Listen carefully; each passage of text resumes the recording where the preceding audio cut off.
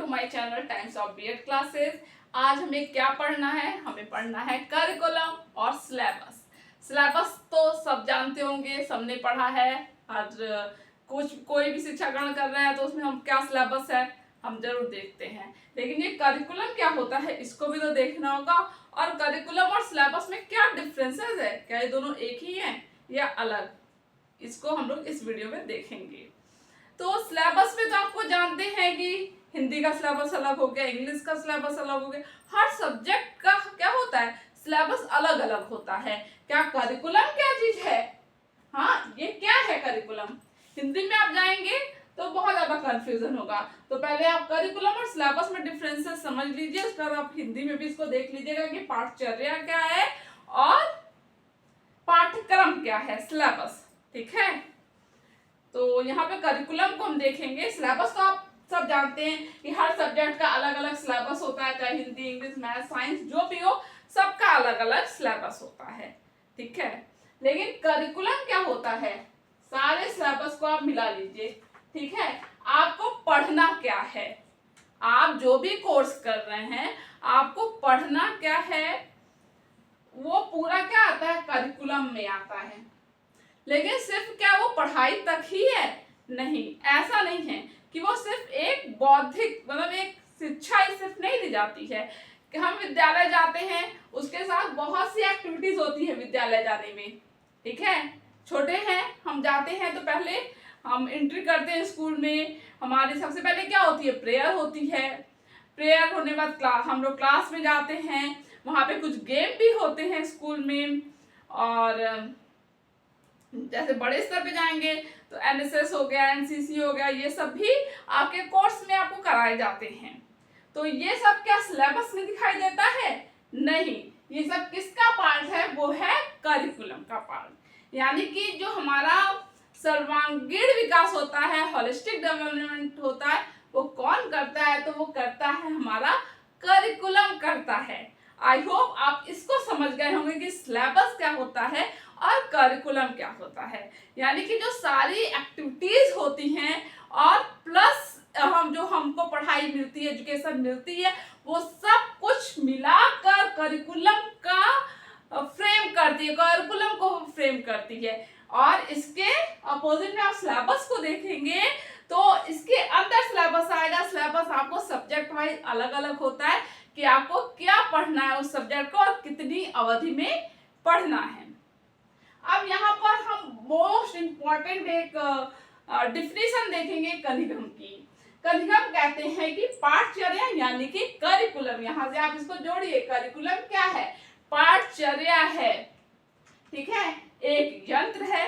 तो करिकुलम ने क्या कहा कि करिकुलम एक यंत्र है जो कलाकारी रूपी शिक्षक, यानी कि शिक्षक कौन है? कलाकार है, के हाथों में अपनी सामग्री, यानी कि जो छात्र हैं, स्टूडेंट्स हैं, वो क्या है? वो उस कलाकार यानी कि शिक्षक के हाथ में सामग्री है और वो अपने आदर्शों के अनुसार, यानी शिक्षक जो है वो अपने आदर्शों के अनुसार अपने विद्यालय में कोई उनको रूप प्रदान करता है। किसको रूप प्रदान करता है? छात्र को। जैसे एक कलाकार होता है, वो कोई मूर्ति बनाता है, वो अपने अकॉर्डिंग उस मूर्ति को तैयार करता है। इसी तरह करिकुलम ने कहा है कि शिक्षक जो छात्र हैं उनको जिस आदर्श के रूप में उनको बनाना है, और वो बनाने का स्थान कहाँ है? तो वो इंस्टीट्यूशन है, वो विद्यालय है जहां पर वो शिक्षा ग्रहण कर रहे हैं।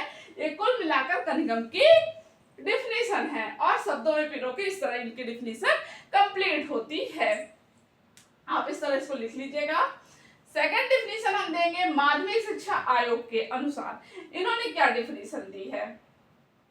पाठचर्या का अभिप्राय विद्यालय में पढ़ाए जाने वाले केवल शैक्षिक विषयों से नहीं है। यही बात जो मैंने पहले कही थी कि सिर्फ ये पढ़ाई तक ही नहीं है, खाली शैक्षिक विषयों तक ही नहीं है, अपितु तो इसमें अनुभव, जो आपका एक्सपीरियंस हुआ है, अनुभव की बात समानता शामिल है जो बालक को विद्यालय में प्राप्त होती है। आप कुछ भी लर्निंग करते हैं, कोई भी एक्टिविटीज करते हैं, वहां पे क्या होता है? वहां पर आपको एक एक्सपीरियंस, एक अनुभव मिलता है।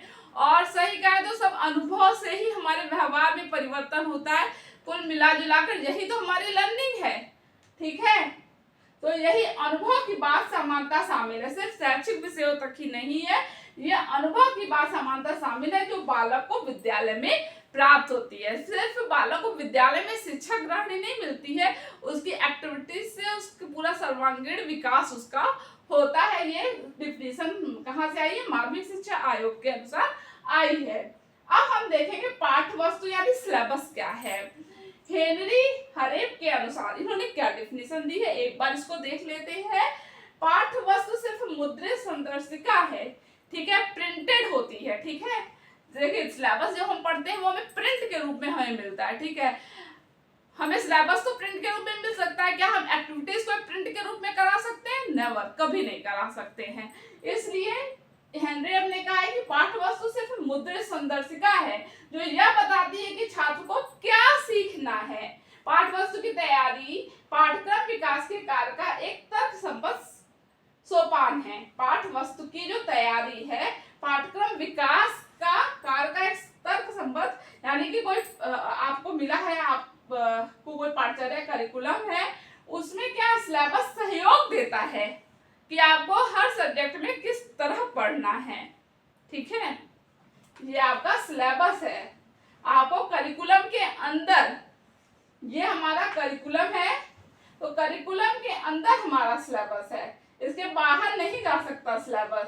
सिलेबस हमेशा इसके अंदर रहेगा, कि सब्जेक्ट वाइज रहेगा कि मैं पढ़ना क्या है, लेकिन पूरा वो हमारा करिकुलम बताता है कि इनको हमें इस कोर्स में क्या क्या चीजें करानी है, वो हमारा करिकुलम है।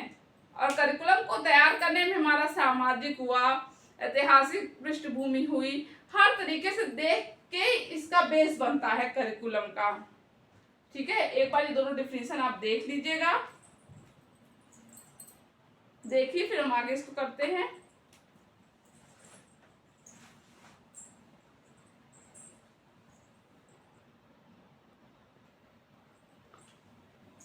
अब हम करिकुलम और सिलेबस में डिफरेंसेस देखेंगे। करिकुलम और सिलेबस में क्या डिफरेंस होता है, दोनों की आप स्टडी कर चुके हैं तो आपको ये तो पता लग गया है, आप खुद भी डिफिनेशन बनाकर लिख सकते हैं कि करिकुलम क्या है और सिलेबस क्या है। आपको पता है करिकुलम क्या है? व्यापक रूप में है, और सिलेबस क्या है? संकुचित रूप में है। करिकुलम क्या है? यह लक्ष्य पर पहुंचने का स्थान है, ठीक है। पूरा हम बना चुके हैं, पूरा फ्रेमवर्क कर चुके हैं, हमें कहां पर पहुंचना है ये करिकुलम हमारा क्या करता है? निश्चित कर देता है। और कैसे पहुंचना है, क्या मार्ग होगा, ये कौन करेगा? सिलेबस करेगा। यह वह है जिस पर चलकर लक्ष्य तक पहुंचा जा सकता है। लक्ष्य डिसाइड कौन करता है? करिकुलम करता है, लेकिन वो पाथ क्या होगा वो कौन डिसाइड करता है? तो वो सिलेबस करता है। क्षेत्र, जैसे कि हमको पता है करिकुलम का क्षेत्र व्यापक है और सिलेबस का क्षेत्र सीमित है। थर्ड वन है, यह प्रकृति, परिस्थिति, आवश्यकताएं एवं समस्याओं पर आधारित है। करिकुलम हम आपको जैसे बताए थे कि किस पर बेस होता है, तो ये किस पर बेस होता है? परिस्थिति पर बेस होता है, प्रकृति पर विशेष होता है, आवश्यकता आपको उस सब्जेक्ट को सीखने की क्या नीड है, ठीक है, उस पर आधारित होगा। प्रॉब्लम क्या है, कहाँ पर कैसी, आपको क्यों सीखने से क्या मिलेगा, उस पर ये करिकुलम आधारित होता है। जबकि सिलेबस क्या है? सिलेबस की प्रकृति पूर्णतः किस पर आधारित होगी? करिकुलम की होगी। जो भी हमको मिला है हमको उसी पर चलना है, तो आधारित किस पर होगा? बेस ऑन होगा इस पर, किस पर होगा? करिकुलम पर होगा सिलेबस। और फिर फोर्थ देखेंगे करिकुलम का, यह अपने आप में विभिन्न तत्वों के संगठन से निर्मित होता है। ये अकेला तो निर्मित नहीं होता है, इसके साथ निर्मित होने वाले बहुत सी चीजें हैं। अकेले तो सिर्फ करिकुलम में जब सब कुछ आता है, तो जैसे सिलेबस आया और एक्टिविटीज आई, वो सब कुछ मिल के क्या बनता है? करिकुलम बनता है। इसीलिए कहा है कि विभिन्न तत्वों के संगठन से निर्मित होता है, सिर्फ अकेले नहीं। सिलेबस जैसे हिंदी का सिलेबस, इंग्लिश का सिलेबस, साइंस का सिलेबस अलग अलग होता है, लेकिन जो करिकुलम होता है वो विभिन्न तत्वों के संगठन से निर्मित होता है, यानी कि विभिन्न सिलेबस से, विभिन्न एक्टिविटीज से, उस सब से मिलकर क्या बनता है? करिकुलम बनता है। और जो सिलेबस होता है वो करिकुलम का आंशिक भाग होता है, ठीक है। और फिर देखेंगे इसमें बालक के व्यक्तित्व का क्या होता है? होलिस्टिक सर्वांगीण विकास होता है, जबकि इसमें हमारे सिलेबस में सिर्फ कोई एक्टिविटीज नहीं दी जाती, उसमें सिर्फ बौद्धिक विकास होता है सिलेबस में। तो ये रहा हमारा करिकुलम और सिलेबस में डिफरेंसेस। हमने बहुत ही छोटे में समझाने की कोशिश की है कि आपको समझ में आ जाए, और समझ में आ गया होगा तो लाइक कीजिएगा और चैनल को सब्सक्राइब कीजिएगा। मिलते हैं नेक्स्ट वीडियो में। Thank you.